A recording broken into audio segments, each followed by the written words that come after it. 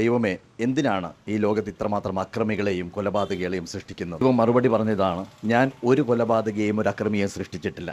ഞാൻ സൃഷ്ടിക്കുന്ന സമയത്ത് എല്ലാം ശിശുക്കളായിരുന്നു, അവരെല്ലാം അത്രമാത്രം നിഷ്കളങ്കരായിരുന്നു. പക്ഷേ അവരെ പിന്നീട് കൊലപാതകികളാക്കുന്നതും മയക്കുമരുന്നിന് അടിമകളാക്കുന്നതും സാമൂഹ്യ വിരുദ്ധരാക്കുന്നതും എല്ലാം നിങ്ങളാണ്, സമൂഹമാണ്, അവരുടെ മാതാപിതാക്കളാണ്, അവർ വളരുന്ന ചുറ്റുപാടുകളാണ് അവരെ മാറ്റിമറിക്കുക. സാധാരണ സ്കൂളുകളിലൊക്കെ പോയിട്ട് മദ്യത്തിനും മയക്കുമരുന്നിനെതിരെ സംസാരിക്കുന്ന സമയത്ത് എനിക്ക് പറയാൻ യോഗ്യതയുണ്ട്. കാരണം ഞാൻ എൻ്റെ ജീവിതത്തിൽ ഇതുവരെ ഒരു തുള്ളി മദ്യം തൊട്ടിട്ടില്ല, ഒരു സിഗരറ്റ് വലിച്ചിട്ടില്ല, ഒരു അനാവശ്യ കാര്യങ്ങളിലേക്കും പോയിട്ടില്ല. അപ്പോൾ നമുക്ക് ഒരു റോൾ മോഡലായിട്ട് നിന്നുകൊണ്ട് നമ്മുടെ സമൂഹത്തോട് സംസാരിക്കാൻ സാധിക്കുമോ? ഇതാണ് ആദ്യം നമ്മൾ സ്വയം ചോദിക്കേണ്ട ചോദ്യം. അവരൊരു ക്രൈമിൻ്റെ ഭാഗമാണ്.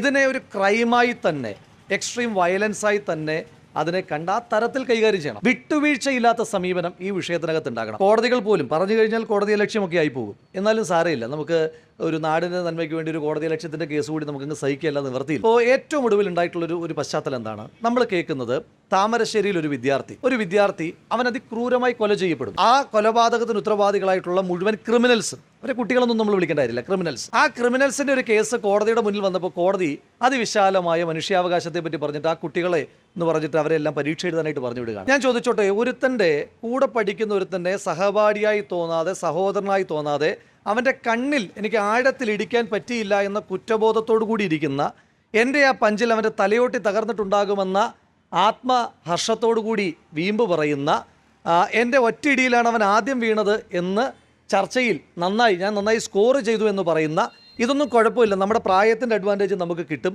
നമ്മുടെ പരീക്ഷയെ ബാധിക്കില്ല എന്ന് പറയുന്ന കൊടും കുറ്റവാളികൾ, ആ കുറ്റവാളികളെ പിന്നെയും കോടതി എന്താ പറയുന്നത്? മനുഷ്യാവകാശത്തിന്റെ പരിധി എടുത്തിട്ട് പരീക്ഷ എഴുതാൻ പറയുകയാണ്. വളരെ സ്വാഭാവികമായിട്ട് ആ കുട്ടികൾക്ക് പരീക്ഷ എഴുതാൻ വരെ കഴിയുന്ന സാഹചര്യമാണ് എങ്കിൽ ഞാൻ ചോദിച്ചോട്ടെ, ആ കൊല ചെയ്യപ്പെട്ട പയ്യനുമില്ലേ മനുഷ്യാവകാശം? ഇപ്പൊ വെഞ്ഞാറമൂട്ടിൽ കൊന്നവൻ, അവൻ ഏത് തരത്തിലാണ് മനുഷ്യാവകാശം അർഹിക്കുന്നത്?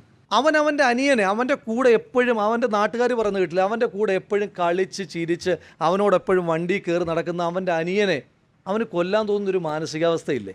അതിനപ്പുറം ഈ ഏതെങ്കിലും ഒരു തീവ്രവാദി പോലും പരിചയമില്ലാത്ത ആരെയൊക്കെയല്ലേ കൊല്ലുന്നു? അവൻ്റെ അനിയനെ കൊല്ലാൻ പോലും മനസാന്നിധ്യമുള്ള ഒരു കൊടും കുറ്റവാളി അവൻ എന്ത് മനുഷ്യാവകാശം അർഹിക്കുന്നത്? എനിക്ക് അതിനേക്കാൾ ക്രൂരമായി തോന്നിയ മറ്റൊരു കേസ്, നമ്മൾ ഇവിടെ നമ്മൾ ഈ സീരിയൽ കില്ലിംഗ് മൂവീസിലൊക്കെ നമ്മൾ കാണുന്നത് പോലെ, ഒരുത്തൻ അവൻ്റെ മുത്തശ്ശനെ കൊല്ലുന്നു, ഒരു കത്തിയെടുത്ത് കുത്തി കൊന്നതിന് ശേഷം വളരെ കൂളായി ഹെഡ്സെറ്റൊക്കെ വെച്ചിട്ട് അവൻ ഓംലെറ്റ് ഉണ്ടാക്കി കഴിക്കുന്നു. അപ്പോൾ അമ്മ വരുന്നു, അമ്മയെ കുത്തിക്കൊല്ലുന്നു. അമ്മയെ കൊല്ലാൻ മടിയില്ലാത്തൊരുത്തൻ, അത് ഏത് തരം സാഹചര്യങ്ങളിലേക്കാണ് പോകുന്നത്? പിന്നെ നേരത്തെ പറഞ്ഞ കാര്യം വളരെ പ്രധാനമാണ്. നിയമം വളരെ കർക്കശമായിട്ട് കൊണ്ടുവരിക എന്ന് മാത്രമാണ് ഇതിനകത്തുള്ളൊരു പോംവഴി എന്ന് പറയുന്നത്.